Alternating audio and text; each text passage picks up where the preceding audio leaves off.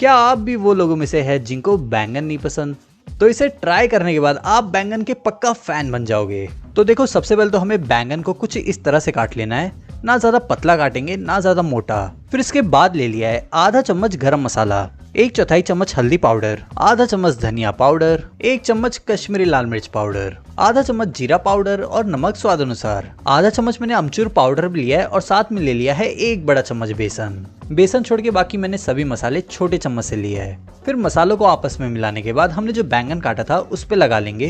फिर सभी पे मसालों को लगाकर हम इसे 10 मिनट के लिए साइड में रख देंगे।